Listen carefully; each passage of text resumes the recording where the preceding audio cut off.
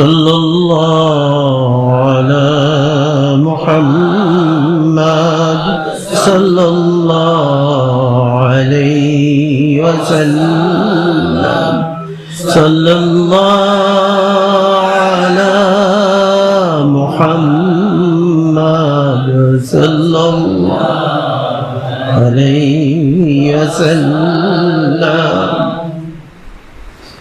সবাই বলি আলহামদুলিল্লাহ। আজ আমরা সম্মিলিতভাবে মহান আল্লাহর অসীম দরবারে অন্তর শুকরিয়া ও কৃতজ্ঞতা জ্ঞাপন করছি।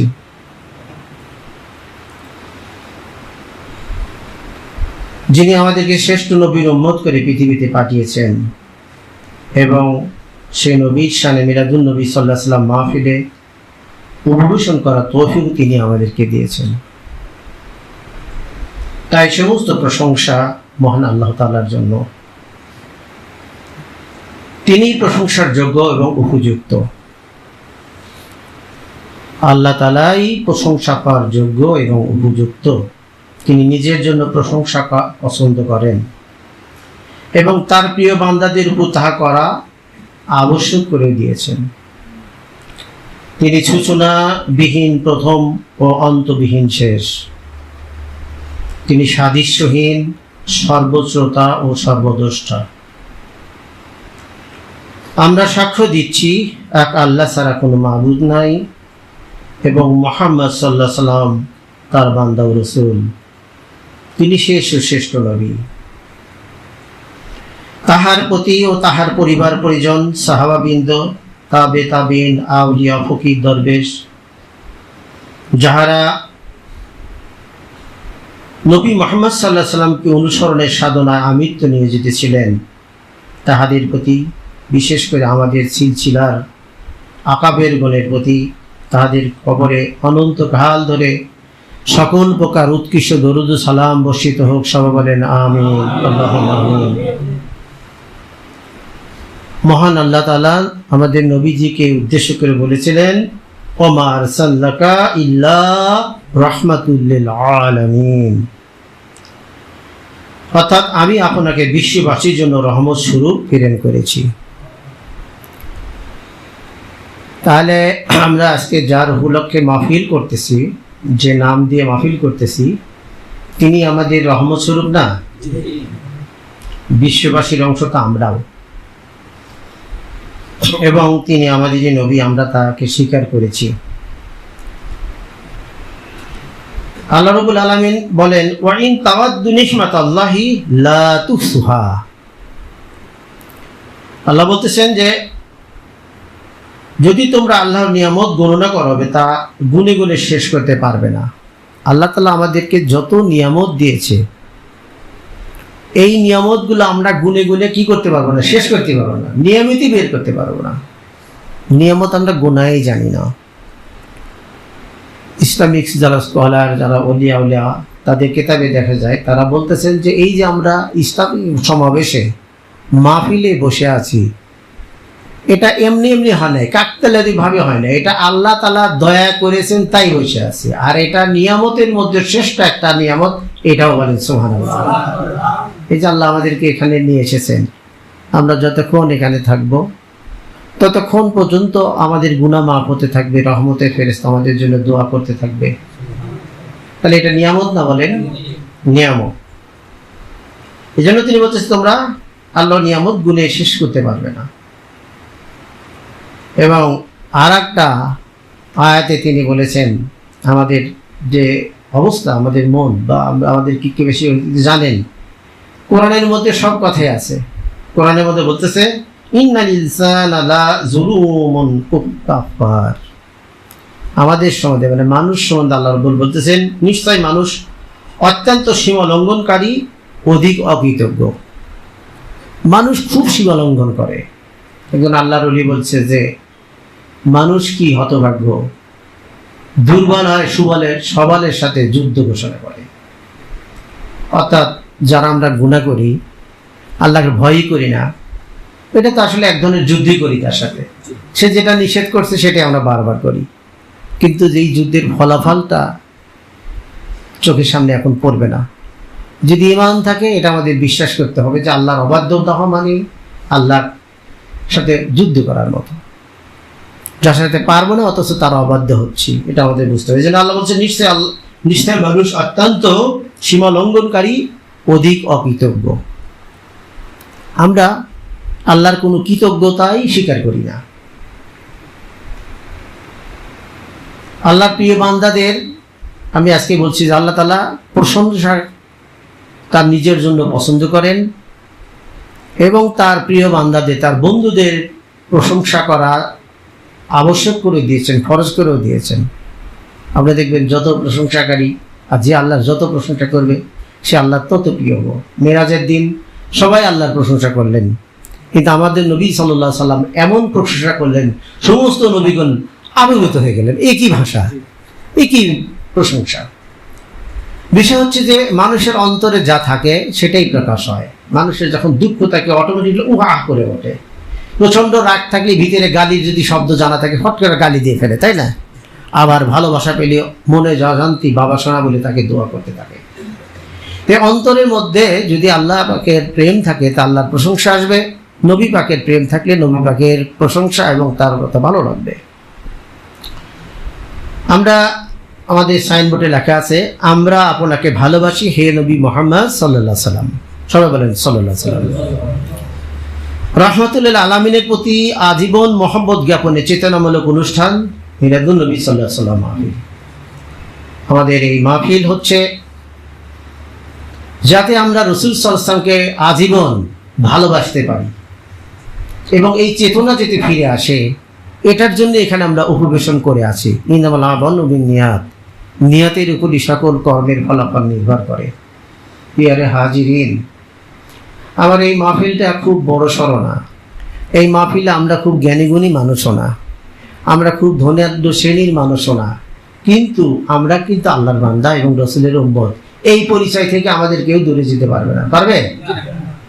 আমরা যদি এখন আমাদের অন্তরের মধ্যে এটা নিয়ে আসি যে মৃত্যু তো দেখতেইছি, কিন্তু মৃত্যুর পরে জীবন আছে, ওই জীবনের হিসাব নিকাশ এই জীবনের কর্মের উপরই নির্ভর করে। সবসময় বেশি কর্ম করতে পারি না, কিন্তু আজকে জুমার দিন নবী পাক সাল্লাল্লাহু আলাইহি সাল্লামের মিলাদুন নবী মাহফিলে এসে মনোযোগের সাথে বসি, একটু তার প্রেম অর্জনের জন্য নিয়ত করে এটে বসি, যদি আল্লাহ মাফ করে দেয় বা আল্লাহ নিশ্চয় মাফ করে দিবেন। যদি হলো সন্দেহযুক্ত ইমান, দুই রকমই টলটলে, আশা এবং নৈরাশ্যের মাঝে হচ্ছে ইমান। এই জন্য যদি আল্লাহ মাফ করে দেয়, আবার বলতে হবে নিশ্চয় আল্লাহ মাফ করে দিবেন, বলেন আমিন আল্লাহ। এই জন্য মনোযোগের সাথে আপনারা এই মাহফিলটা শুনবেন।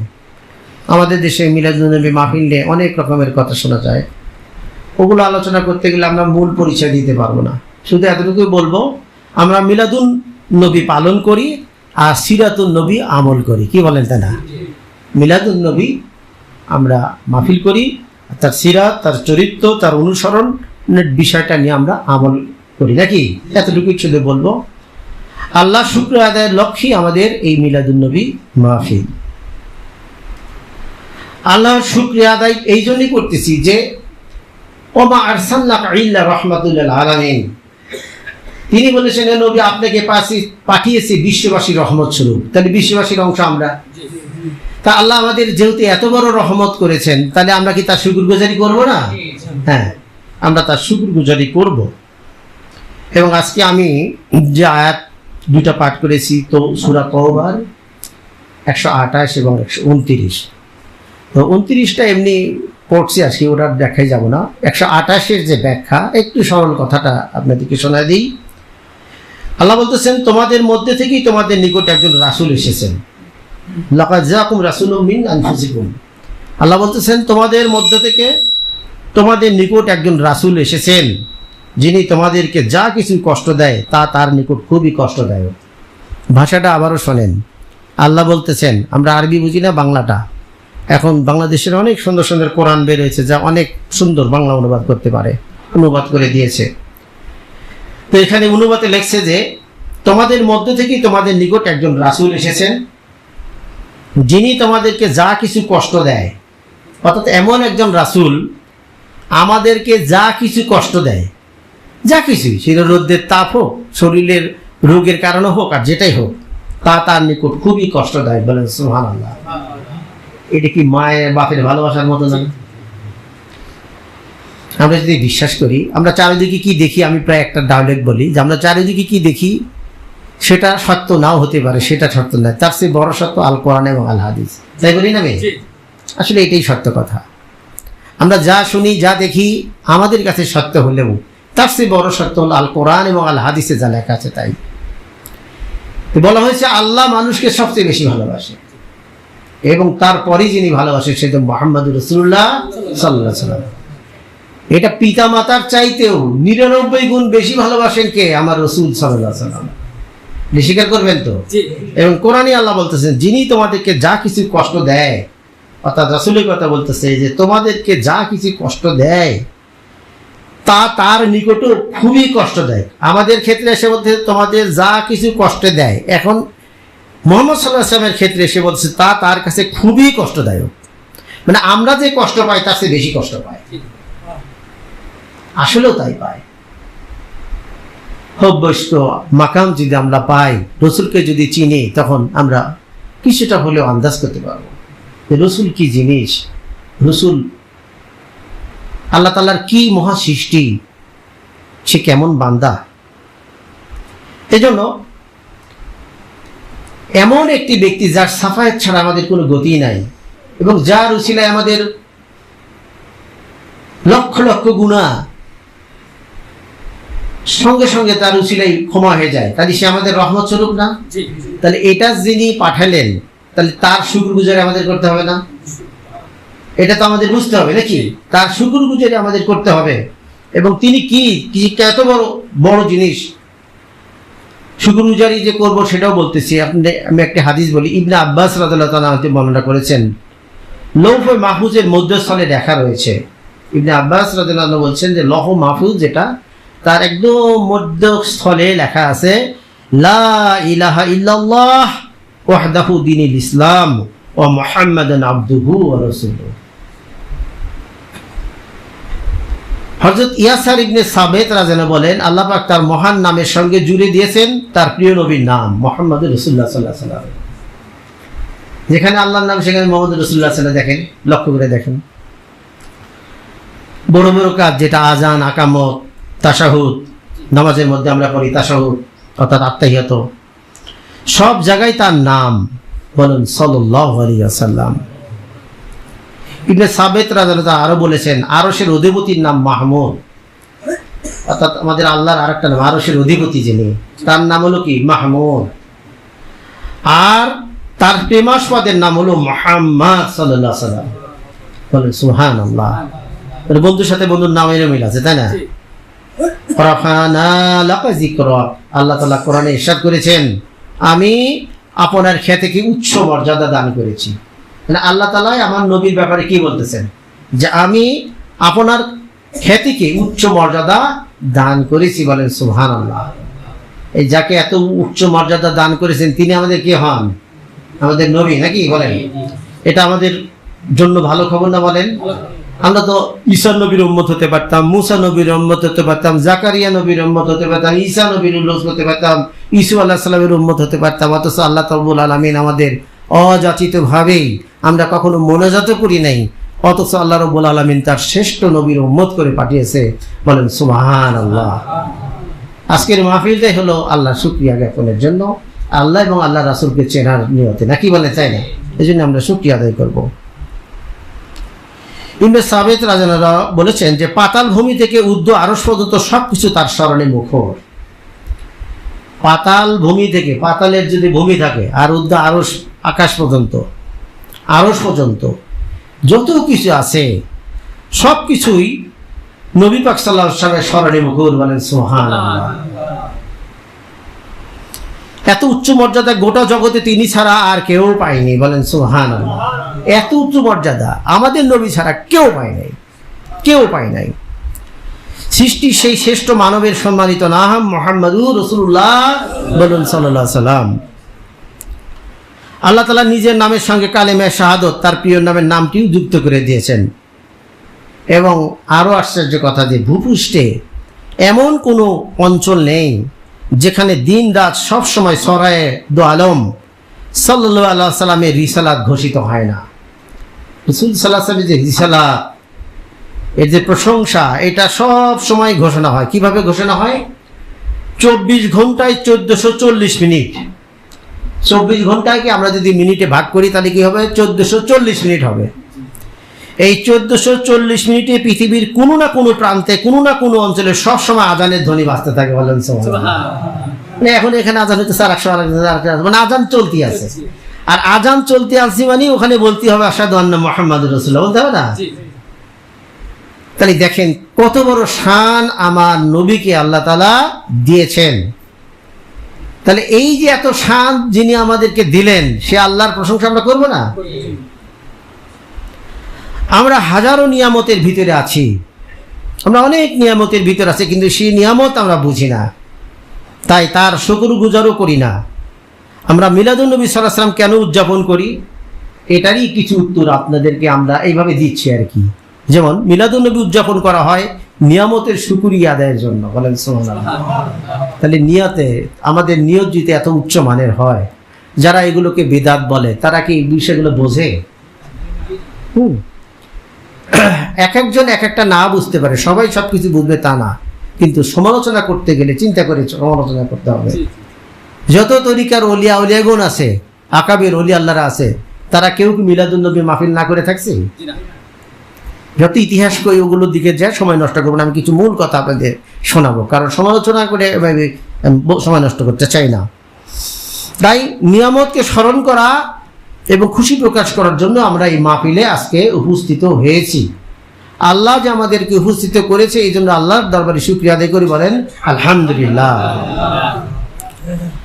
আল্লাহ পাক যখন তার বান্দাদের প্রতি নিয়ামত দান করেন, তখন নিয়ামতের শুকরিয়া আদায় করা বান্দার উপর ওয়াজিব হয়ে যায়। আল্লাহ পাক যখনই কোনো বান্দাকে নিয়ামত দেন, শুকর আদায় করা ওয়াজিব হয়।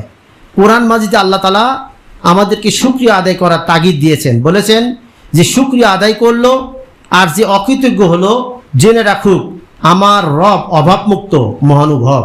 মানে মান অভিমানের সাথে বলতেছে যে যে শুকরিয়া আদায় করলো আর যে অকৃতজ্ঞ হলো, একজন শুকরিয়া আদায় করলো, একজন অকৃতজ্ঞ হলো, কিন্তু যে অকৃতজ্ঞ হলো সে জেনে রাখুক আমার রব অভাবমুক্ত। তুমি শুকরিয়া আদায় করো বা না করো, কিন্তু আমার রবের তাতে যায় সেটা, তুমি নিজেই ক্ষতিগ্রস্ত হয়ে যাবে।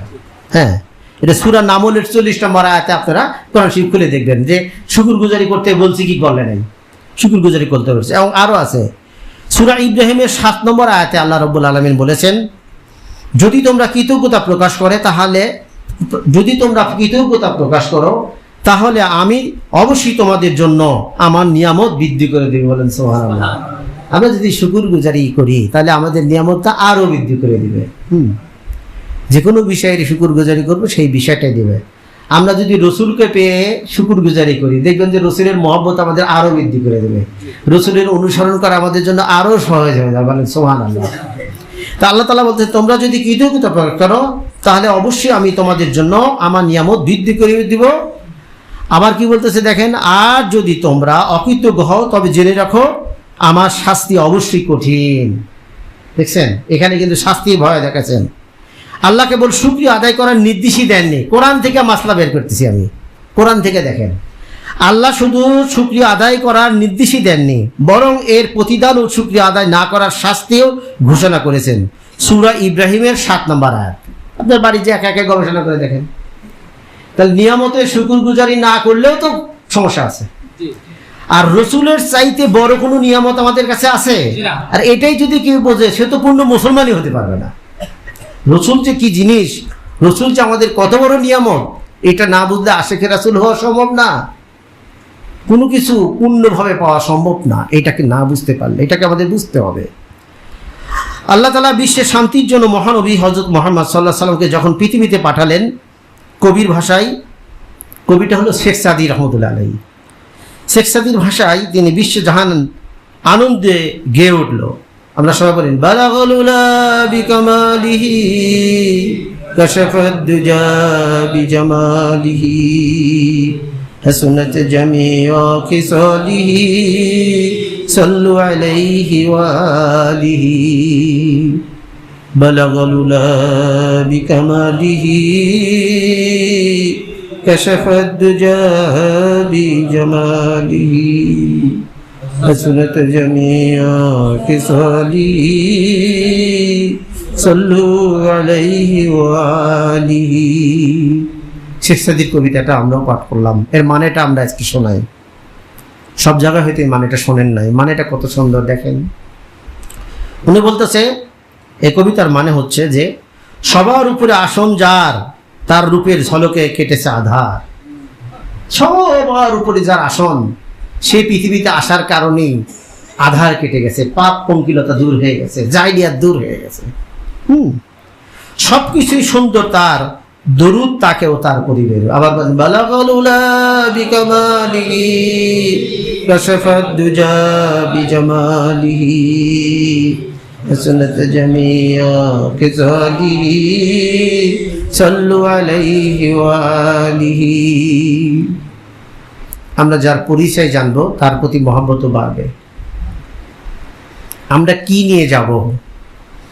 আমরা পৃথিবীতে যত কিছু অর্জন করি, টাকা পয়সা, সুনাম, সুখ্যাতি, অর্থ, বৃত্ত, ডিগ্রি, কিন্তু আমাদের সাথে কি সেগুলো যাবে? কোনো সার্টিফিকেট কি কেউ নিয়ে যেতে পারবে? ধন সম্পদ নিয়ে যেতে পারবে? আমরা যা সাথে নিয়ে যাব, যেগুলো নিয়ে গেলে উপকার হবে, তার মধ্যে অন্যতম একটা হচ্ছে রাসূল সাল্লাল্লাহু আলাইহি ওয়াসাল্লামের মহব্বত। বলেন সুবহানাল্লাহ। অন্তত পক্ষে এখন নিয়ত করেন যে যতক্ষণ মাহফিল চলবে, কষ্ট হোক আর যাই হোক, শুধু রাসূলের মহব্বত পাওয়ার আশায়, তার মহব্বতের খুশবু পাওয়ার আশায় এখানে জোর করে হলেও বসে থাকবো। এই নিয়ত যদি আমরা করতে পারি, তবু আমাদের উপকার হবে। কথা হচ্ছেন? ইন্নামাল আমালু বিন্নিয়াত। আমরা সবসময়, খানকাবাসীরা সবসময় মানুষের নিয়তকেও বিশুদ্ধ করে দেওয়ার প্রচেষ্টা করে। আমাদের আমলগুলো তাই, এবং আলোচনার মধ্যেও তাই। আমরা রাসূল সম্বন্ধে যত জানবো, তার প্রেমে আমরা ততই পড়ব। ইনসানে কামিল বা পরিপূর্ণ মানব হচ্ছেন নবী মুহাম্মদুর রাসূলুল্লাহ সাল্লাল্লাহু আলাইহি ওয়াসাল্লাম। ইনসানে কামেল অর্থাৎ পূর্ণ, যত ইনসান আছে এদের মধ্যে পূর্ণ যেটা, একেবারে পূর্ণ, কানায় কানায় পূর্ণ, যাকে বলা হয় 16 কলায় পূর্ণ, এইরকম তিনি হচ্ছেন মুহাম্মদ রাসূলুল্লাহ সাল্লাল্লাহু আলাইহি ওয়াসাল্লাম। আল্লাহ সুবহানাহু ওয়া তাআলা রাসূল সাল্লাল্লাহু আলাইহি ওয়াসাল্লামের নিকট ফেরেশতা পাঠিয়ে জিজ্ঞেস করলেন, এই রাসূলের কাছে ফেরেশতা পাঠালেন, পাঠিয়ে জিজ্ঞাসা করলেন তিনি কি তার জীবন, ফেরেশতার দ্বারাই রাসূলকে জিজ্ঞাসা করলেন, আপনি কি আপনার জীবন একজন নাবিয়ান মালিকা হিসেবে কাটাতে চান, নাকি নাবিয়ান আবদা হিসেবে কাটাতে চান? সেবার গরিব কোথায়? সে তো ইচ্ছা করলে কি হতে পারত, যে একজন নাবিয়ান মালিকা। আল্লাহ তাআলা ফেরেশতা দিয়ে তাকে জিজ্ঞাসা করলো যে তার কাছ থেকে শোনেন, তিনি কি তার জীবন একজন নাবিয়ান মালিকা হিসেবে কাটাতে চান, নাকি নাবিয়ান আবদা হিসেবে কাটাতে চান? তখন রাসূল সাল্লাল্লাহু আলাইহি ওয়াসাল্লাম পছন্দ করলেন নাবিয়ান আবদা হিসেবে কাটাতে। বলেন সুবহানাল্লাহ। আর নাবিয়ান আবদা শব্দের অর্থ হচ্ছে একজন বিনয়ী দাসের মতো জীবন যাপন। সাল্লাল্লাহু আলাইহি ওয়াসাল্লাম কি যে একজন বিনয়ী দাসের মতো জীবন যাপন, আল্লাহর দাস এবং বিনয়ী ভাবে। এই দাসত্ব, বিনয়ত্ব এগুলো হলো অন্তরের আমল, তাই না? এই অন্তরে এই আমল যদি আমাদেরও আসে, বা এই আমলগুলো হচ্ছে প্রকৃত সুন্নাত। বলেন সুবহানাল্লাহ। অরিজিনাল সুন্নাত এইটাই, এগুলো সাথে যাবে। বিনয়, এগুলোর বহু ফজিলত। ইসলাম প্রথমে একটা হাদিস বলতেছি, রাসূল সাল্লাল্লাহু আলাইহি ওয়াসাল্লাম বলেছেন, এটা রাসূল সাল্লাল্লাহু আলাইহি ওয়াসাল্লামের কথা, যা এখনকার যুগের সাথে মিলে যাচ্ছে, যে রাসূল সাল্লাল্লাহু আলাইহি ওয়াসাল্লাম বলেছেন ইসলাম প্রথমে গরিব ও অপরিচিত ছিল, পরেও অপরিচিত হবে। প্রকৃত মুমিন ও তারাই সৌভাগ্যবান যারা এই দলভুক্ত হবে। বলেন সুবহানাল্লাহ। কি বলতেছে? ইসলাম প্রথমে অপরিচিত ছিল, অর্থাৎ ইসলাম যখন নিয়ে আসলো, বলা হলো যে ইসলামই একমাত্র ধর্ম, ইসলাম হলে জান্নাত পাওয়া যাবে, ইসলাম হলে দুনিয়াতে শান্তি পাওয়া যাবে, অনেক ভাষাই বর্ণনা করা হলো, কিন্তু আরবের মানুষগুলো ওটাকে চিনলই না। চিনলো তো কি বলে, বাপদাদা ধর্ম ছেড়ে এটা আবার কি করতে পারে? তাহলে অপরিচিত ছিল না? অপরিচিত ছিল ইসলামটা। এরপরে লক্ষ লক্ষ কোটি কোটি মানুষ মুসলিম হবে, মুসলমান হবে, অথচ বলতেছে আল্লাহ রাসূল যে পুনরায় আবারও অপরিচিত হবে। কি সাংঘাতিক কথা! এই ইসলাম আবারও অপরিচিত হবে। কি করে অপরিচিত হবে? এত মাদ্রাসা, এত কেতাব, এত গাড়ি গাড়ি লেখাপড়া জাননেওয়ালা মানুষ, কিন্তু অপরিচিত হবে? কিন্তু আল্লাহ রাসূলের কথাকে মিথ্যা হবে? বলতেছে পুনরায় আবার অপরিচিত হয়ে যাবে। প্রকৃত মুমিন যারা, তারা শুধু জায়েজ নয়, সুন্নত মোতাবেক চলবেন। এই সুন্নাত থাকবে না। আমরা কি করতেছি? শুধু জায়েজ খুঁজতেছি, কিন্তু সুন্নাত খুঁজি না। তাই হচ্ছে না দুনিয়াতে? সুন্নাতটাই তো ইসলাম। রাসূল সাল্লাল্লাহু আলাইহি ওয়াসাল্লাম যেটা করেছে, যেভাবে চলেছে, সেটাই তো ইসলাম, মূল ইসলাম। কিন্তু আমরা কি করি? আমরা শুধু দলিল খুঁজি, কিন্তু সুন্নত খুঁজি না। আমরা দলিল খুঁজি, কিন্তু কোরআন সুন্নত খুঁজি না। কোরআন হাদিসের ব্যাখ্যায় বিভ্রাট সমাজের রন্ধে রন্ধে প্রবেশ করেছে। বলেন নাউযুবিল্লাহ। আমাদের মতো ছোট মানুষের এই কথাগুলি বলা মনে হয় সাজে না, কিন্তু তা না। আল্লাহ বলছেন, কথা বললে সত্য বলো, নইলে চুপ থাকো। এবং প্রতিটা কথাই ফেরেশতারা ধারণ করে নিয়ে যায়। এই জন্য আমি বলি যে আমি যে কথা বলি, এটা শুধু আপনাদের শোনানোর জন্য বলি, এটা আল্লাহকে শোনানোর জন্য বলি। আমি সত্য কথা বলতেছি কিনা, তাই না? যদি কথাগুলো সত্য হয়, এই সত্য কথার সাথে যারা বসে আছেন তারাও লাভবান হবেন, আমিও লাভবান হব। সুবহানাল্লাহ।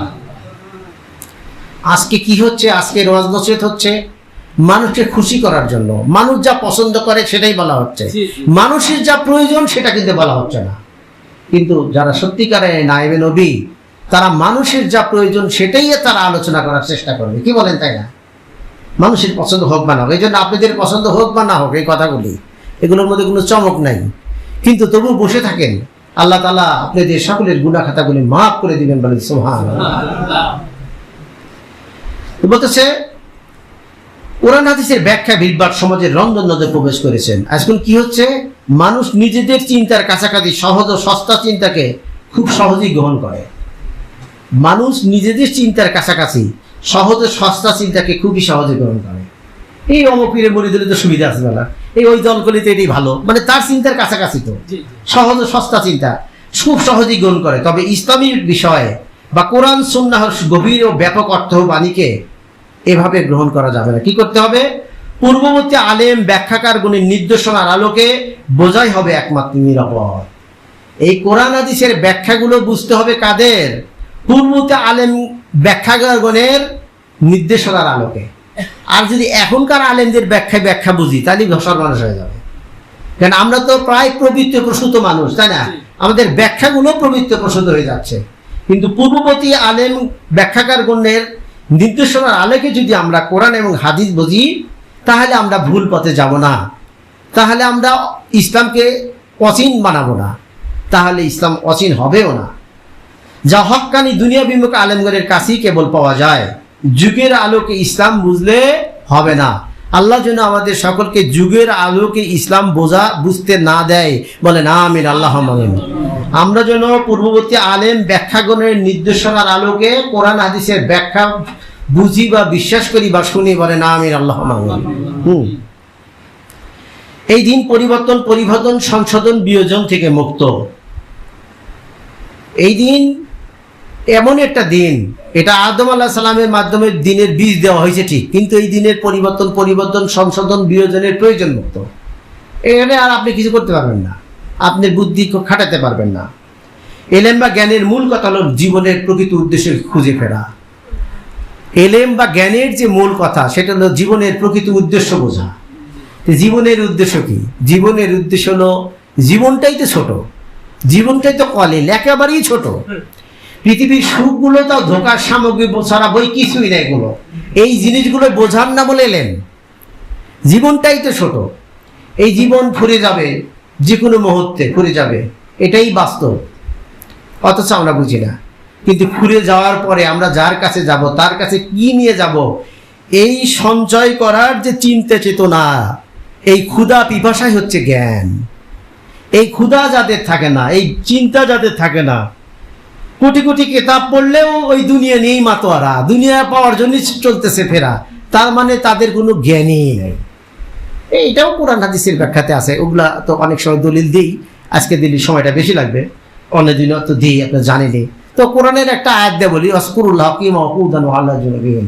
আল্লাহ বলতেছে আলেম বা জ্ঞানী তো তারাই যারা দাঁড়িয়ে বসে শুয়ে সর্বস্তা আল্লাহর জিকির করে। নাকি আল্লাহ বলতেছে যারা কোরআন হাফেজ করছে, যারা সিয়াসত তা মুখস্থ করছে, 25,000 হাদিস মুখস্থ জানে তারা জ্ঞানী? আল্লাহ কি তাই বলছে? আল্লাহ কিন্তু তা বলে না, এটুকুই জানেন। আল্লাহ তাআলার প্রিয় নবী আর আল্লাহ সালামগণ সকলেই সমুজ্জ্বল প্রদীপ তুল্য। আল্লাহ তাআলার যত নবী ছিল সকলেই হলো প্রদীপ তুল্য। প্রদীপ হতে দূরবর্তী স্থান ক্রমান্বয়ে অন্ধকার হইয়া থাকে। এখনকার মানুষ এই প্রদীপের ব্যাখ্যা বুঝবে না, মানে বাতি বা হেরিকেন থেকে যত দূরে যাবেন তত অন্ধকার, তাই না? এখন তো বুঝবেন কি বড় একটা বাল্ব জ্বালা দিলে পুরাটাই আলো, তবে বুঝবেন আরো দূরে গেলে অন্ধকার। হ্যাঁ, তা আল্লাহ তাআলার প্রেরিত নবী আলাইহিস সালামগণ সকলেই হলো সমুজ্জ্বল প্রদীপ তুল্য। সমস্ত নবী প্রদীপ, নবীরা আসা মানে পৃথিবী আলোকিত, কি বলেন? কিন্তু প্রদীপ হইতে দূরবর্তী স্থান ক্রমান্বয়ে অন্ধকার হইয়া থাকে। এই নবী যে ইন্তিকাল করে, ইন্তিকালের বয়স কত? বলে 1 বছর, তাদের অল্প আলো, 2 বছর, 20 বছর, 50 বছর, 100 বছর, 1000 বছর, তার মানে অন্ধকার অন্ধকার অন্ধকার। তা আমাদের নবী চলে গেছে 1500 বছর আগে, তার মানে আমরা এখন অন্ধকারে পড়ে যাচ্ছি। হ্যাঁ, যারা সত্যিকারের নাইবে নবী একমাত্র তাদের কাছে গেলে একটু দিনের আলো পাবেন, না হলে যা পাচ্ছেন যেটা বুঝতেছেন না বুঝে মনে করতেছেন আলো, আসলে ওটা আলো না, এটা ধোঁকা।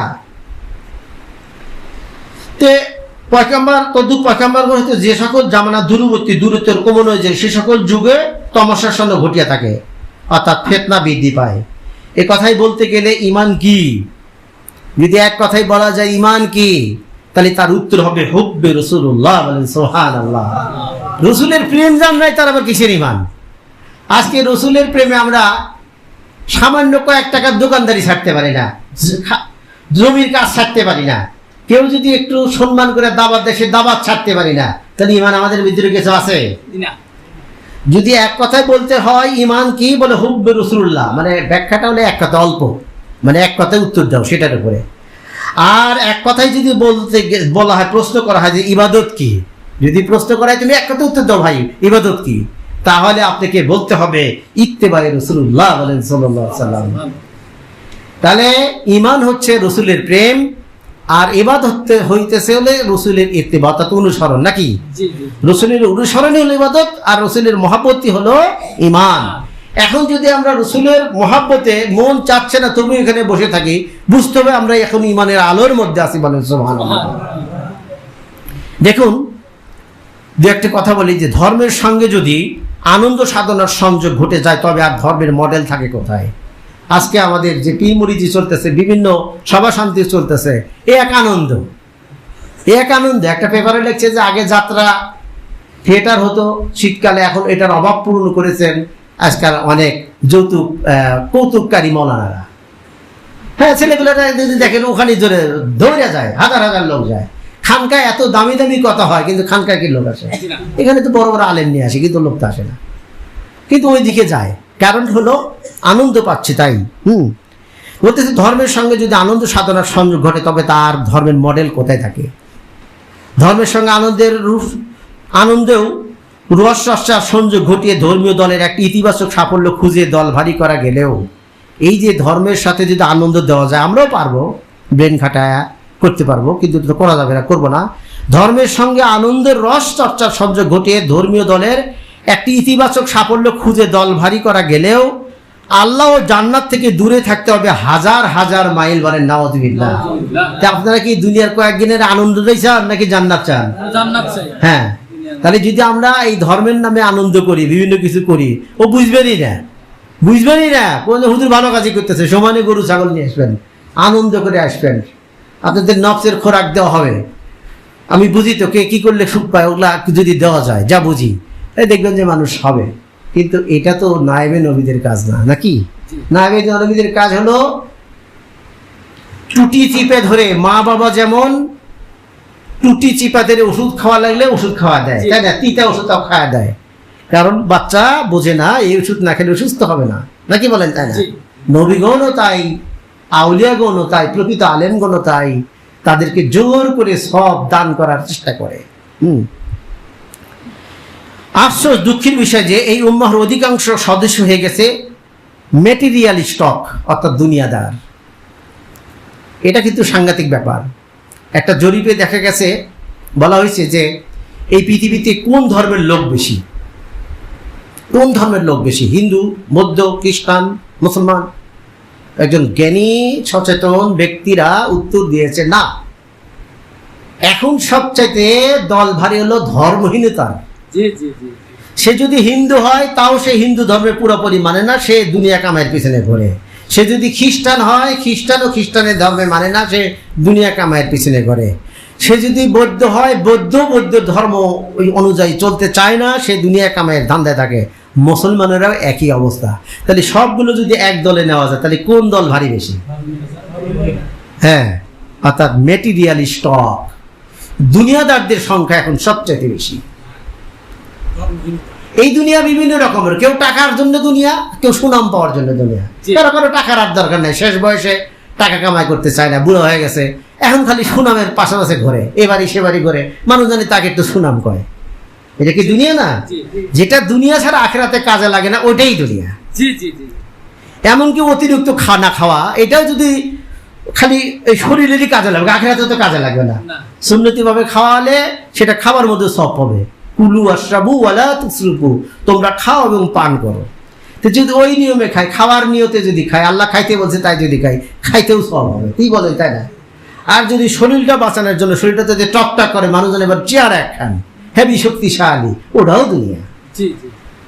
ওটাও দুনিয়া। যাকে দুনিয়ার ব্যাখ্যা দিলে আর সময় বেশি যাবে। আমি একটু চাচ্ছি যে আজকে মিলাদুন নবী মাহফিলটা আপনাদেরকে কিছু জ্ঞান দেওয়ার চেষ্টা করি। রাসূলুল্লাহ সাল্লাল্লাহু আলাইহি সাল্লামের যে ভালোবাসার সর্বোত্তম প্রকাশ হচ্ছে তার সুন্নাহকে জীবনের অভিষিক্ত অংশ করে নেওয়া। এই যে রসুলের ভালোবাসার কথা বলতেছি, আমরা চাই তাকে ভালোবাসি ভালোবাসি ভালোবাসি, মুখ দিয়ে বলে আমরা রসুলের খুব ভালোবাসি। কিন্তু এটা যদি ধরে রাখতে চান, এই মহব্বতটা যদি নিয়ে যেতে চান কবরে মৃত্যুর সময় পর্যন্ত, এখানে ধরেন ভালোবাসা আছে, আমি অস্বীকার করতেছি না। ভালোবাসা না থাকলে এই গর্বের মধ্যে বসে থাকতেন না, ভালোবাসা না থাকলে বিভিন্ন গ্রাম থেকে আপনারা আসতেন না। এটা কিন্তু অবশ্যই ভালোবাসা, এটা আমি অস্বীকার করতেছি না। কিন্তু এখনো যদি মারা যান তাহলে না সার্থক হইলো। কিন্তু রাস্তায় যদি মারা যান, বাড়ির যদি মারা যান, তখন তো প্রেম থাকে না। কিন্তু এটা যদি স্থায়ীভাবে রাখতে চান, তাহলে সর্বোত্তম প্রকাশ হচ্ছে তার সুন্নাতকে জীবনের অবিচ্ছেদ্য অংশ করে নেওয়া। তার সুন্নাতকে জীবনের অংশ করে নিলেন। তিনি যেরকম জামা পছন্দ করেন সেটা পরলেন, তিনি যেরকম শরীর বডি পছন্দ করেন সেই রকম করলেন, এবং সুন্নতের নিয়তে করলেন। তাহলে তো ওটা নিয়ে যাবেন। দাড়িটা কি নিয়ে যাবেন না কবরে? অবশ্যই নিয়ে যাবেন, এ তো কেউ ছিঁড়ে ফেলে দিব না। এরকম তার প্রতি দরুদ পড়া, তার প্রতি মহব্বত করা, তার সুন্নতে আঁকড়িয়ে ধরা, ইত্যাদি ইত্যাদি। রাসূল সাল্লাল্লাহু আলাইহি ওয়াসাল্লাম বলেছে, যে আমার সুন্নতকে ভালোবাসে সে আমাকেই ভালোবাসে। বলেন সুবহানাল্লাহ। এরপর রাসূল বলতেছে, যে আমার সুন্নতকে ভালোবাসে সে কাকে ভালোবাসে? আমাকেই ভালোবাসে। আর যে আমাকে ভালোবাসে জান্নাতে সে আমার সান্নিধ্যেই থাকবে। বলেন সুবহানাল্লাহ। এই হাদিসটা সুনানে তিরমিজির 175 নম্বর হাদিস। কি বলতেছে? যে আমাকে ভালোবাসে, যে আমার সুন্নতকে ভালোবাসে সে আমাকেই ভালোবাসে, আর যে আমাকে ভালোবাসে জান্নাতে সে আমার সাথেই থাকবে। তাহলে জান্নাতে রাসূলের সাথে আমরা থাকতে চাই না? বলেন হ্যাঁ। নবীজির স্মৃতি আমাদের হৃদয়ে অমলিন থাকুক, তার প্রতি ভালোবাসা আমাদের অন্তরে আরো জ্বলে উঠুক, তবে সেই ভালোবাসার সবচেয়ে সুন্দর স্বাক্ষর হোক সুন্নাতকে অনুসরণ করা। কি বলেন, তাই না? এটা সাক্ষী যে আমি ভালোবাসি, এটা বলতেছি, কিন্তু সাক্ষীটা জানি থাকতে হয়। সাক্ষীটা কি? আমি সুন্নত ভাবে জীবন যাপন করি, তাই না? আমি মুখে বলতেছি, মুখে দাড়ি নাই, নামাজ নাই, কালাম নাই, কই না আমি নবীকে ভীষণ ভালোবাসি, ইয়া রাসূলুল্লাহ চিৎকার দিতেছি, এটা মেনে নিবে না। সাক্ষী কো, আমরা কোনো কিছু করি তো সাক্ষী চাই, তাই না? আল্লাহ তাআলা সাক্ষী নেবে যে তুমি তার সাথে সুন্নত তোমার সাথে আছে কিনা। এই জন্য বলা হয়েছে যে তার প্রতি ভালোবাসা অন্তরের রজবে পক্ষে মহব্বতের সাক্ষী হচ্ছে যে তার সুন্নতকে অনুসরণ করা। এটা হলো সাক্ষ্য যে আপনি আল্লাহ রাসূলকে ভালোবাসেন। রাসূল সাল্লাল্লাহু প্রতি তার উম্মতের পক্ষ থেকে মহব্বতের এখনো মহব্বত শেষ হয়নি। এরপরে একটি চিন্তক কথা আপনারা শোনেন। সাহাবীরা রাসূলকে যে ভালোবাসছে ওটার বর্ণনা দিলে তো কিছু তো জানেনি, আরো সাংঘাতিক হয়ে যাবেন। তো আমি একটু অন্যভাবে মাহফিলটা শেষ করতে চাচ্ছি, এই জন্য বলি। কিন্তু তাহলে মানে আমরা কি রাসূলকে ভালোবাসি না? সেই তুলনায় ধরলে আমরা ভালোই বাসি না, কিন্তু আমরাও ভালোবাসি। কিন্তু ভালোবাসাটা কেমন, এই ধরনটা আপনাদেরকে একটু শোনায় দিতে যাচ্ছি। রাসূল সাল্লাল্লাহু আলাইহি প্রতি উম্মতের পক্ষ থেকে মহব্বতের যে শেষ হয়েছে তা না। সাহাবীরা খালি ভালোবাসে, আমরা ভালোবাসি না তা না, আমরাও ভালোবাসি। কিন্তু এই ভালোবাসার প্রকৃতিটা বদলে গেছে। আমাদের ভালোবাসার প্রকৃতিটা কি হয়েছে? বদলে গেছে। প্রথম সময়ের ভালোবাসা ভক্তি ছিল তাহার পূর্ণ অনুসরণ, সাহাবেকে আমরা তার পূর্ণ অনুসরণ করেছেন। একজন লাউ তরকারি পছন্দই করতো না, ও খাইতই না কোনোদিন। একদিন রসুল সাল্লাহ সাল্লামের সাথে দাওয়াত খেতে গেছে, দেখতেছেন রসুল সাল্লাহ সাল্লাম বেছে বেছে ছাগলের গোস্ত দিয়ে লাউ রান্না করা হয়েছে, বেছে বেছে লাউ তুলে নিচ্ছে। ওই সাহাবি মনে মনে ভাবলে যায় রসুল তো নিশ্চয় লাউ পছন্দ করেন। সেদিন থেকে সেই তরকারিকে, এই ব্যঞ্জন তাকে এতটা মহব্বত করে নিল, তারপর থেকে আমারও লাউ গোস্ত যেন বেশি স্বাদ দেখলো এবং সারা জীবন আমি লাউ তরকারিকে ভালোবেসি। বলেন সুবহানাল্লাহ। মহব্বত কেমন জিনিস, যে যাকে ভালোবাসে তার অনুসরণ করা সহজ হয়ে যায়, কি বলেন তাই না? আমরা যদি রসুলকে ভালোবাসি তাহলে আমাদের নামাজ পড়তেও কষ্ট হবে না, কি বলেন তাই না? কারণ রসুল বলেছেন আমার 3টি জিনিস পছন্দ, সুগন্ধি নামাজ, সুগন্ধি ও নারী। এখন নারী বলতে অন্য কিছু বুঝে না, নারী ছাড়া এই পৃথিবীতে যা সৃষ্টি হয়েছে চির কল্যাণকর, অর্ধেক তাহা আমি আছে নারী, অর্ধেক তা নয়, তাই না? আসলে নারীদের ভূমিকা ব্যাপক। এই যে আমরা মাহফিলগুলো করি, এখানে মাসলা মাসের বহু কিছু রান্না বান্না আমাদের অনেকরা যে খায়, এখানে এরা ইবাদত করতে আসে, নারীদের ব্যাপক ভূমিকা না? তা আল্লাহ রসুল নারীদেরকে ভালোবেসেছেন, এই জন্য কি ভালোবেসেন? ভালো তো ভাসবিনি, ভাষার প্রয়োজন আছে, নারী ছাড়া পুরুষ অপূর্ণ না, বলেন দেখি। তো ওইদিকে যাবো না, আমি শুধু বলতেছি যে প্রয়োজন তাদের সকলেরই। তিনি বলছেন নারী, সুগন্ধি, প্রথমে বলছে নামাজ। তাহলে আল্লাহ রসুলের পছন্দ নামাজ, আর আমার নামাজ পড়তে আলসি লাগে, তাহলে কি এটা কোনো ভালোবাসা পছন্দ হইল? এটা বোঝানোর জন্য 3টাই বলে ফেললাম আর কি। যাই হোক, সাহাবীদের ভালোবাসা ছিল অনন্য, তারা তাকে ভালোবেসে পূর্ণ অনুসরণ করেছে। আর রাসূলের আদর্শকে ফলো করা ছিল তাদের জীবনের চরম উদ্দেশ্য। এমনকি তারা এমনভাবে করছে যে রাসূল সাল্লাল্লাহু আলাইহি ওয়াসাল্লাম যেখানে যেখানে প্রস্তাব পায়খানার একটি স্থান তারা তাও করছে। আপনারা এই কথা তো শোনেন এর আগেও। আর এখন তার অধিকাংশ মতে তার প্রতি ভালোবাসার ধরন হয়েছে শুধুমাত্র তাহার মিলাদ শরীফে হাজির হওয়া, নাকি একটু মিলাদ দেওয়া, যে বাড়িতে একটা মিলাদ দিই, এটা মনে করতেছি যে আমরা রাসূলকে খুব ভালোবাসি, তাই না? এবং সে তৃপ্তিও পায়। কিন্তু পিয়ারে হাজিরিন, মিলাদ দেওয়া খারাপ বলতেছি না, কিন্তু রসুলের সুন্নত তো দিবেন নাকি, সুন্নত পালন করবেন। মূল সুন্নত নামাজ পড়া, আর একটা মূল বাহ্যিক মূল সুন্নত হলো নামাজ পড়া, আর আসল মূল সুন্নত হলো দুনিয়া বিমুখ হওয়া।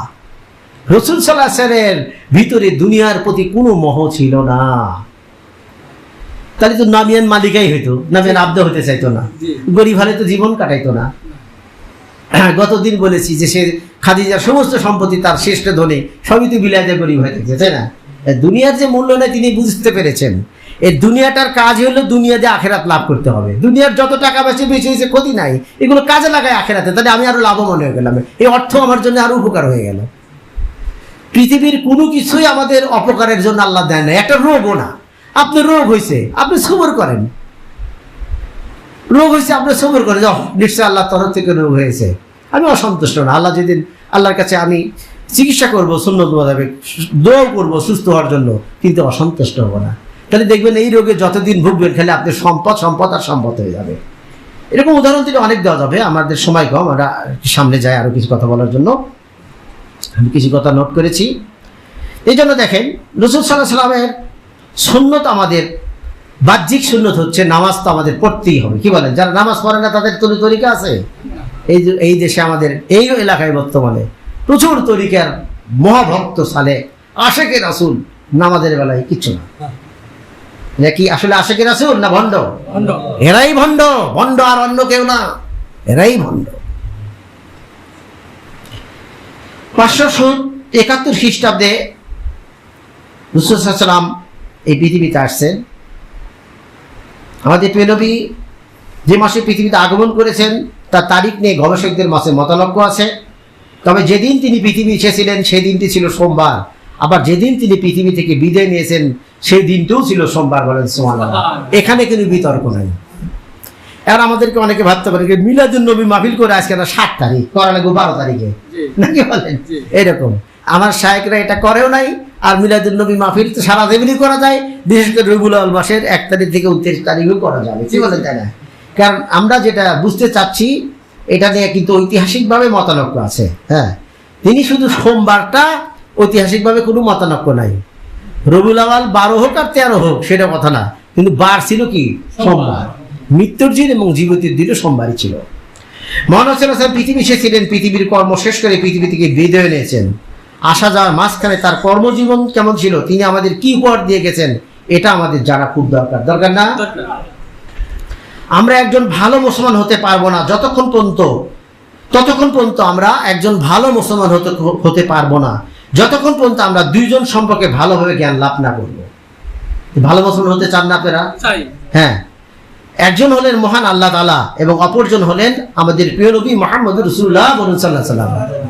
আমরা ততক্ষণ পর্যন্ত ভালো মুসলমানই হতে পারবো না, ভালো সালেহ হতে পারবো না, ভালো আশিক হতে পারবো না যতক্ষণ পর্যন্ত দুইজন সম্বন্ধে আমাদের জ্ঞান না থাকবে, দুইজনের পরিচিতি আমাদের না থাকবে। একজন হলো আল্লাহ আর একজন আল্লাহ রাসূল সাল্লাল্লাহু আলাইহি ওয়াসাল্লাম। আল্লাহ তাআলা তার বাণী কোরআন কারীমে বলেছেন ফালাম আনলাহু লা ইলাহা ইল্লাল্লাহ। কোরআনের মধ্যে আল্লাহ বলতেছেন তুমি জ্ঞান অর্জন করো লা ইলাহা ইল্লাল্লাহ। লা ইলাহা ইল্লাল্লাহ জ্ঞান অর্জন করতে হবে আমাদের। আল্লাহর মারিফত সম্বন্ধে আমাদের জ্ঞান থাকা একান্ত জরুরি, অর্থাৎ মারিফত হলো আল্লাহ পরিচয়। লা ইলাহা ইল্লাল্লাহ, লা ইলাহা ইল্লাল্লাহ যার যত গভীর হবে মুহাম্মদুর রাসূলুল্লাহ তার তত প্রকাশ সুন্দর পাবে, অর্থাৎ সুন্নত তত প্রকাশ পাবে। কথা বুঝছেন? প্রকৃত সুন্দরকে আমরা যত বেশি চিনতে পারবো তখন তার প্রতি আমাদের আবেগ, ভালোবাসা, শ্রদ্ধা ততই কি বৃদ্ধি পাবে।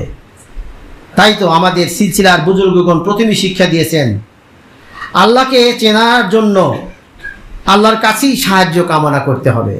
আমাদের যে শিক্ষা সেটা হলো যে আল্লাহকে চিনতে গেলে আল্লাহর কাছেই কি সাহায্য প্রার্থনা করতে হবে। তাহলে কি বললাম, আমরা ততক্ষণ পর্যন্ত ভালো মুসলমান হব না যতক্ষণ পর্যন্ত দুইজনকে না চিনব। এরপরে আমাদের বুজুর্গগণ কি শিক্ষা দিলেন যে চিনতে গেলে আল্লাহকে চিনতে গেলে আল্লাহর কাছেই সাহায্য প্রার্থনা করতে হবে। যেমন আমাদের তরিকার প্রথম সবকই শিক্ষা দিছি দেয় যে তুমি পাঠ করো, জিকির করার কও ইয়া ইলাহি মকসুদ মেরা তুই রিজে তেরি মুস্কুর রহমত মোহাম্মদ মারিফত মুসলিম। শিক্ষা দিছি না দিই নাই? হ্যাঁ, দেখেন কেন তিনি একক ক্ষমতার অধিকারী। এই তিনি যত ক্ষমতা একক ক্ষমতার অধিকারী, লা হাওলা ওয়ালা কুওয়াতা ইল্লা বিল্লাহ যেটা বলা হয় আর কি, তার ছাড়া কিছুই হয় না। তো এই জন্য আমরা তাকে যে চিনব, আমরা কিতাব আদি গবেষণা আমল টামল করেও লাভ হবে না যদি তিনি নিজের পরিচয় আমাদেরকে না দেন। এই জন্য আমাদের কি বলতে হবে, ইয়া ইলাহি মকসুদ মেরা, হে আল্লাহ আমার মকসুদ শুধু তুমি এবং তোমার সন্তুষ্টি, তুমি দয়া করে তোমার পরিচয় আমাদেরকে দান করো, তাই না? এটা আমাদের দোয়া করতে হবে। দেখেন এই জন্য আমাদের তরিকার মানুষরা প্রতিদিন কতবার এটা পাঠ করতে হয় প্রথমে, তাই না? 100 বার পরপরই করতে হয়। আমরা কালামে শাহাদাত পড়ি আর এই কালেমার অন্তর দিয়ে পাঠ করলেই কেবল একজন মানুষ খাঁটি মুসলমান হিসেবে দাবি করতে পারে, নচেত পারে না। কালেমাটা অন্তর দিয়ে পাঠ করলেই খাঁটি মুসলমান হওয়া যায়, মুখ দিয়ে হলে এটা অখাঁটি মুসলমান। সে কালেমা হলো আশহাদু আল্লা ইলাহা ইল্লাল্লাহ ওয়া আশহাদু আন্না মুহাম্মাদান আবদুহু ওয়া রাসূলুহু। মানে হচ্ছে আমি সাক্ষ্য দিচ্ছি যে আল্লাহ ছাড়া আমার কোন ইলাহ নাই, উদ্দেশ্য নাই, উপাস্য নাই। আমি এখন যে কথাটা বলবো মনোযোগ দিয়ে শোনেন, সম্ভবত সব জায়গায় এটা শোনেন নাই, শুনলেও শুনতে পারেন, আমার ধারণাতে শোনেন নাই। সেটা হলো যদি আমরা এই লা ইলাহা এগুলো ভেঙে ভেঙে অর্থ করলে দাঁড়াবে আল্লাহ ছাড়া আমার কোনো ইলাহ বা স্বপ্ন নেই। ইলাহ শব্দের অর্থ হলো স্বপ্ন নেই, লা ইলাহা ইল্লাল্লাহ, হ্যাঁ ইলাহ নেই, স্বপ্ন নেই। আবার আল্লাহ বলছেন ফালাম আন্নাহু লা ইলাহা ইল্লাল্লাহ, আল্লাহ কিন্তু স্পষ্ট করে বললেন তুমি জ্ঞান অর্জন করো লা ইলাহা ইল্লাল্লাহ। তবে এর অর্থ কি? একথা বলতে গেলে ইলাহ কাকে বলে আমাদেরকে সেটা জানতে হবে। ইলাহ জানতে হবে না, এখন দেখি খুব সংক্ষিপ্ত করে আপনাদেরকে খালি একটা ধারণা দিব, খালি একটা তিষ্টা দিব, যাতে তিষ্টা থেকে আপনারা শিখতে পারেন। ইলাহ শব্দ এসেছে ওয়ালা থেকে। ওয়ালা হলো প্রবল ভালোবাসার পাত্র, ওয়ালা হলো প্রবল ভালোবাসার পাত্র, প্রচণ্ড ভালোবাসার একটি কেন্দ্রবিন্দু। এবং এটা এমন এক ধরনের ভালোবাসা যা পেলে আমাদের অন্য কোনো কিছুর আর প্রয়োজন অনুভূত হয় না। বলেন সুবহানাল্লাহ। আল্লাহর ভালোবাসা যদি কেউ পায় তাহলে তার আর অন্য কোনো ভালোবাসার প্রয়োজন অনুভূত আর হয় না। যখন কোনো ভালোবাসা সম্পূর্ণরূপে আত্মতৃপ্তিদায়ক হয় তখনই আরবিতে তাকে বলা হয় ওয়ালা, উলু বা ওয়ালা। এই শব্দ থেকেই নির্দেশ করে যে আল্লাহ তাআলা শুধু ইবাদতের পাত্র নয়। এই শব্দ থেকে দেখেন আরও কি আছে, তাফসীরি কিতাব থেকে আমি নোট করেছি যে আল্লাহ শুধু ইবাদতের পাত্র নয়, তিনি হলেন গভীর অনুরাগ ও ভক্তির পাত্র। দেখছেন, আল্লাহকে শুধু ইবাদত করতে পারে তা না, তিনি হলো গভীর অনুরাগ ও ভক্তির পাত্র। তিনি হলেন পূর্ণতা দানকারী, ভালোবাসার একমাত্র কেন্দ্রস্থল। এমন এক ভালোবাসা যা মানুষকে কষ্টের মধ্যেও কখনো কাউকে অতৃপ্তিত রাখে না। এটা এমন একটা ভালোবাসা আমরা দেখতেছি কষ্টের মধ্যে আছে কিন্তু অতৃপ্তিত নেই, সে সুখে আছে। এমন একটা ভালোবাসা, আল্লাহর ভালোবাসা লাভ করতে পারলে আমরা যদি আল্লাহর ভালোবাসা লাভ করতে পারি তাহলে কি হবে। মুক্তবাস শরীফের মুজাদ আল-বিসানি রহমাতুল্লাহর একটা উদাহরণ আমি কোট করেছি, যে বলতেছে যে মুজাদ আল-বিসানি বলছে, যা তোমার মকসুদ বা উদ্দেশ্য তাহাই তোমার মাবুদ বা উপাস্য। তোমার যা মকসুদ, তুমি যখন চিন্তা করো এই জমিটা আমার কিনতে হবে, এই বাড়িটা আমার করতে হবে, এটা আমার, তখন তো তোমার মাবুদ হয়ে যাবে ওইটাই। তুমি তো বুঝোই না যে কি অবস্থায় কোথায় করতেছো। মুক্তবাস শরীফে আছে লা ইলাহা ইল্লা হুয়া, অর্থাৎ তিনি ছাড়া ইবাদত, ভালোবাসা, ভক্তি কিংবা আনুগত্য পাওয়ার যোগ্য কোনো সত্তারই নেই, কোনোভাবেই না। তিনি ছাড়া মানে আল্লাহ ছাড়া। আমরা সবাই লা ইলাহা ইল্লাহর সাথে পরিচিত, কিন্তু সেটা বুঝতে পারি না। সেটা হলো ইলাহ শব্দটি আসলে কেমন, ইলাহটা বুঝি না। তাই ইলাহর অন্যতম আর একটা অর্থ হলো মানুষকে যে কোনো পরিস্থিতিতে যার মুখামুখি হতে হয়। এই দেখেন, এই কথাটা খুব সহজ, আমি সহজ করে কোট করার চেষ্টা করেছি, আমার ভাষা থেকেও আল্লাহর সাহায্য নিয়েছি। যে ইলাহর অন্যতম একটি অর্থ হলো মানুষ যে কোনো পরিস্থিতিতে যার মুখামুখি হয়। লা হাওলা ওয়ালা কুওয়াতা ইল্লা বিল্লাহ, যেটাকে আমরা বলি, আরও আসতেছি সামনে, আল্লাহর সাহায্য ছাড়া কোনো কিছু করার উপায়ও শক্তি নাই। এই কথার মানে কিন্তু লা হাওলা ওয়ালা কুওয়াতা ইল্লা বিল্লাহ, আমরা যদি বলি লা হাওলা ওয়ালা কুওয়াতা ইল্লা বিল্লাহ, এই কথা মানে হলো যে আল্লাহর সাহায্য ছাড়া কোনো কিছু করার উপায়ও শক্তি নাই। মানে আপনি কিছু পারবেন, আপনি খেয়ে নিয়ে যেতে পারবেন না যদি আল্লাহ তাআলা সহযোগিতা না করে, আল্লাহ সাহায্য যদি না পান। প্রসঙ্গত খাঁটি মুসলমান যারা, তাদের মধ্যে এই বিষয়টা প্রাকৃতিকভাবেই রয়েছে। আবার দেখেন, এটা আমাদের মধ্যে প্রাকৃতিকভাবে কিভাবে আসছে এটা আপনাদের শোনায় দিতেছি। কিছুটা আসছে আমাদের মধ্যে, তবে এটা পূর্ণ আসে নাই। আমাদের ইসলামের পূর্ণভাবে আসতে হবে। আদখুলু ফি সিলমি কাফা, তোমরা পূর্ণরূপে ইসলামে দাখিল হও, তাই না? আমরা পূর্ণ হওয়ার চেষ্টা করবো না, বলেন? হ্যাঁ। তো লিখতেছে যে যেমন আমাদের বৈশিষ্ট্য হয়ে আছে, যেমন ভালো কিছু ঘটলে আমরা বলি আলহামদুলিল্লাহ, তাই বলি না? এখন তো দেখি মনের অজান্তে ভালো কিছু হওয়ার সাথে খট্টস করে জানিও না মুখ থেকে কখন বলে ফেলছি আলহামদুলিল্লাহ। আবার খারাপ কিছু ঘটলে আমরা যারা মুমিন তারা সঙ্গে সঙ্গে ভয়ে বলে ফেলি আস্তাগফিরুল্লাহ বা সুবহানাল্লাহ। মুমিনদের স্বভাবই এমন, মুমিনরা তাৎক্ষণিক আল্লাহর দিকে ফিরে যায়, আর এটাই ইলাহ হিসেবে আল্লাহর প্রতি প্রকৃত স্বীকৃতি। বলেন সুবহানাল্লাহ। এই যে আমরা ফিরে যাই, এই যে আমাদের যে ইলাহ, যে তিনি এই ইলাহ হিসেবে আল্লাহর প্রতি স্বীকৃতি, এটা আমরা জ্ঞাপন করি যখনই আমরা মনের অজান্তে আলহামদুলিল্লাহ বলি, আস্তাগফিরুল্লাহ বলি। হ্যাঁ, তাহলে তার মানে যে আমাদের ইলাহ ওটা ঠিক আছে। হ্যাঁ, কিন্তু এটারই বিস্তৃতভাবে ডুবতে গেলে আমাদের যারা ডুবেছে তাদের সোহবত থেকে আমল করে করে এই প্রেম আমরা লাভ করতে পারবো ইনশাআল্লাহ। আল্লাহ যেন আমাদের তৌফিক দান করবেন, আমিন। দেখেন সূরা বাকারা 164 নম্বর আয়াতে আসছে ওয়াল্লাযিনা আমানু আশাদ্দু হুব্বান লিল্লাহ। এখানে বলছে মুমিন তো সেই যিনি আল্লাহকে সবচেয়ে বেশি ভালোবাসে। দেখছেন ওই কথার সাথে মিল আছে না নাই? কোরআন, কিন্তু এখন কোরআনে আসেন, কোরআনে বলতেছে মুমিন তো সেই যিনি আল্লাহকে সবচেয়ে বেশি ভালোবাসেন। অথবা এইভাবেও লেখা আছে যারা মুমিন আল্লাহর সঙ্গে তাদের ভালোবাসা প্রগাঢ়। তাহলে আল্লাহর সাথে যার ভালোবাসা নাই সে কি মুমিন? সে তো মুসলমান মুমিনই না। এই কথাগুলো তো জরুরি কথা না, বলেন? প্রয়োজনীয় কথা না? এগুলো না বলে রাজনীতি ফাজনীতি বিভিন্ন হাসি হুসির বিভিন্ন কেসটা শুনে কি কোনো ইমান হবে? এবার দেখেন আমরা কোরআনেই দেখেন, কোরআনে কি বলতেছে? কুল ইন কুনতুম তুহিব্বুনাল্লাহ ফাত্তাবিউনি ইউহিব্বুকুমুল্লাহ আগফির লাকুম যুনুবাকুম আল্লাহু গফুরুর রহিম। এটাও কোরআনের মধ্যে আল্লাহ তাআলা বলতেছেন যে আল্লাহ রসুলকে বলে দিতেছে আপনি উম্মতদেরকে বলে দেন, আমার বান্দাদেরকে বলে দেন, যদি আল্লাহকে তারা ভালোবাসে তাহলে যেন আপনি অনুসরণ করে। বলেন সুবহানাল্লাহ। তাহলে এই যে এতক্ষণ অনুসরণ যে পেশাল পারলাম, তার মানে কি আল্লাহর ভালোবাসাই তো নাকি? হ্যাঁ, তাহলে আল্লাহ তোমাদের ভালোবাসবেন। এবং এই আয়াতের মধ্যে বলতেছেন তোমরা যদি রসুলের অনুসরণ করো তাহলে আল্লাহ তোমাদের ভালোবাসবেন এবং তোমাদের পাপ সমূহকে ক্ষমা করে দিবেন, মোচন করে দিবেন। বলেন সুবহানাল্লাহ। তাহলে রসুলের অনুসরণ করলে পাপ অটোমেটিকলি চলে যাচ্ছে, কি বলেন? তাই না? রসুল অনুসরণ করলে পাপ চলে যাচ্ছে। তোমাদের নবীদের মোহাম্মদই হচ্ছে ইমান, আর নবীদের অনুসরণ হচ্ছে ইবাদত, তাই না? এর আগে আমরা এই কথা বলেছি। রাসূলের প্রতি আমাদের বর্তমান মুসলমানদের মহব্বত এখনো পুরোপুরি শেষ হয়নি। যে কথা আমি পুনরায় আবার বলতে চাই, আমাদের মহব্বতটা পুরোপুরি শেষ হয় নাই, কিন্তু ভালোবাসার প্রকৃতি বদলে গেছে। সাহাবীদের ভালোবাসা ও ভক্তি ছিল তাহার পূর্ণ অনুসরণ, আর আমরা এখনকার অধিকাংশ মধ্যে তার প্রতি ভালোবাসার ধরন শুধু সামান্য কিছু কাজ করা, তাই না? এগুলো বিলাত তিলাত পড়া, একটু দান খয়রাত করা, আল্লাহ মাদ্রাসা সন্তান পড়ানো, এটাকে মনে করি। ১৫০০ বছর পরে হলে আমাদেরকে বুঝতে হবে নবী সাল্লাল্লাহু আলাইহি ওয়াসাল্লাম ছাড়া আমাদের মুক্তির কোনো পথ নেই। কিরে ভুল বললাম? কি মনে করে? নবী ছাড়া কি মুক্তি পাবেন? যত বড় আলেম ফাদিলি হন, যত বড় গাউস কুতুবি হন, নবী ছাড়া কারো মুক্তি নাই। মুক্তি শুধু মুহাম্মদ সাল্লাল্লাহু আলাইহি ওয়াসাল্লাম অনুসরণে। তাকে মহব্বত করা ছাড়া পূর্ণ অনুসরণও সম্ভব নয়। আপনি মহব্বত না করলে পূর্ণ অনুসরণও করতে পারবেন না। প্রথমে আগে মহব্বত আনতে হবে তার প্রতি। যেজন যাহার প্রেমে নিমজ্জিত হয় সেজন তাহার অনুগত হবে নিশ্চয়। মুজাদ্দাল বিসানি রাহমাতুল্লাহ মুক্তাসিরে বলেছেন, মানবীয় অভাবে আল্লাহর গুণাবলী যতটুকু সম্ভব তার সর্বোচ্চ সমাহার ঘটেছিল মহানবী সাল্লাল্লাহু আলাইহি ওয়াসাল্লামের মধ্যে। তার জীবন ছিল জীবন্ত কোরআন, বলেন সুবহানাল্লাহ। মুহাম্মদ সাল্লাল্লাহু আলাইহি ওয়াসাল্লামের জীবন ছিল জীবন্ত কোরআন, তার শুভাগমন ইসলামের পরিপূর্ণতা ঘটেছে। আর এই দিন আদম আলাইহিস সালাম থেকে শুরু হয়ে বিভিন্ন নবীগণের মাধ্যমে পল্লবতে পুষ্পটিত হয়েছে, পূর্ণতা পেয়েছে মুহাম্মদ সাল্লাল্লাহু আলাইহি ওয়াসাল্লামের মধ্যে, বলেন সুবহানাল্লাহ। এখন একটা কথা, যারা মানবীয় প্রেমে বেশি আসক্ত হবেন, রবের প্রতি তাদের ভালোবাসা হৃদয় থেকে ধীরে ধীরে কেটে যাবে। মানবীয় প্রেম অন্তরে এত ঢুকানো যাবে না। আমি শুধু এই কথাই বলতেছি, মানবীয় প্রেমে আসক্ত হয়ে পড়লে রবের ভালোবাসাটাই কমতি হয়ে যাবে, তাই না? এত তো আমাদের হওয়া যাবে না।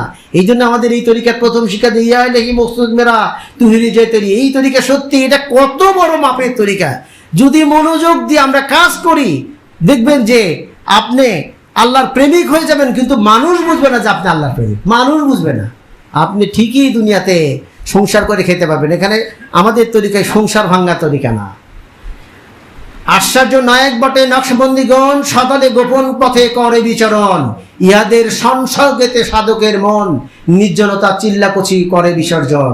এই তরিকা পাইলে আপনি সংসার ছাড়বেন না, সংসার থাকবে শক্ত, নির্জনতা চিল্লা করে, কিন্তু ভিতরে ভিতরে একটা আলাদা অনুভূতি, একটা প্রেম আসবে। আল্লাহ যেন আমাদের সেই প্রেম দান করেন, বলেন আমিন, আল্লাহ আমিন। কিন্তু সেটা পেতে গেলে আমাদের যেটা করতে হবে সেটা হলো সুন্নত। বাহিরের জগৎটাকে সুন্নত দেখবে সাজাতেই হবে। হ্যাঁ, আগে তো দর্শনদারি, তারপরে গুণ বিচারি, তাই না? আপনাকে সুন্নত দিয়ে সাজাতেই হবে।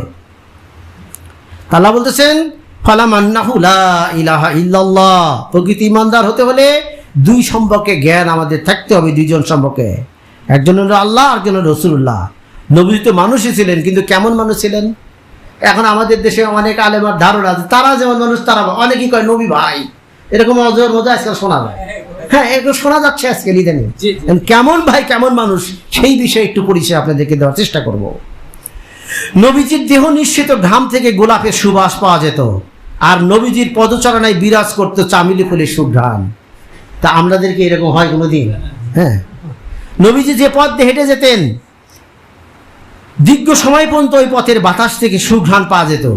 এমনকি সাহাবীরা 1 মাস পরেও যদি কেউ 1 মাস আগে নবীজি হাঁটছে, 1 মাস পরে যদি কোনো সাহাবী যেত, সে বলে দিতে পারতো যে এই পথ দিয়ে নবীজি সর্বোচ্চ মেয়াদে 1 মাসের মধ্যে হলেও সে গেছে। বলে তুমি কেমনে জানলা? বলে আমি ঘ্রাণ পেয়েছি, বলেন সুবহানাল্লাহ। তাহলে কেমন নবী ছিল আল্লাহ প্রেমিক, আর কেমন সাহাবীরা ছিল নবী প্রেমিক। দুইজনের প্রেমের ধরনটাই দেখছেন। প্রেম ছাড়া কিছুই লাভ হবে না। আমাদের পূর্ববর্তী দরবারে আমার আব্বারা একটা গজল করছে, প্রেম কি সহজে মেলে বিনে মুর্শিদ না বুঝিলে। হ্যাঁ, প্রেম কি সহজে মেলে, ধরো ধরো মুর্শিদের চরণ, প্রেম হৃদয় যাবে খুলে, প্রেম কি সহজে মেলে বিনে মুর্শিদ না বুঝিলে। আসলে প্রেম, আল্লাহর প্রেম পেতে গেলে যারা আল্লাহর প্রেমিক তাদের যদি না চেনা যায়, না বোঝা যায়, তাদের মহব্বত করা না যায়, অর্থাৎ লাভ দেখে উপরে ওঠা যায়? লাভ দেখে উপরে ওঠা যায় না। এই জন্য আল্লাহ তাআলা নিজেই বলেছেন যে, মানুষকে বলেছেন তোমরা রাসূলকে অনুসরণ করো, রাসূলকে যদি মহব্বত করো তাহলে আমাকে ভালোবাসা হবে। আবার এটা ব্যাখ্যা নিয়ে লালন হচ্ছে, যেজন মুর্শিদ সেই তো রাসূল, তাহাতে নাই কোনো গুরু। ওটা আবার একটু ব্যাখ্যাটা আল্লাহর দিকে দিয়ে দিছে। অর্থাৎ মুর্শিদের মাধ্যমেই রাসূল পাওয়া যাবে, রাসূলের মাধ্যমে আল্লাহকে পাওয়া যাবে। অর্থাৎ চগর সিঁড়ি, অর্থাৎ সিঁড়ি বলতে পারেন, উপরে ওটা সিঁড়ি আর কি। তিনি সাল্লাল্লাহু আলাইহি ওয়াসাল্লাম কখনো যদি ঘামে ভেজা শরীর নিয়ে ঘরে ঢুকতেন, মুহাম্মদ সাল্লাল্লাহু আলাইহি ওয়াসাল্লাম যদি কখনো ঘাম শরীর নিয়ে ঘরে ঢুকতেন, তখন তার কপালে মুক্তার দানার মতো যে ঘামগুলো জমে থাকতো, উম্মাহাতুল মুমিনিনগণ অর্থাৎ আম্মা জানেরা, নবীর স্ত্রীগণ কিন্তু উম্মত জননী, কি বলেন তাই না?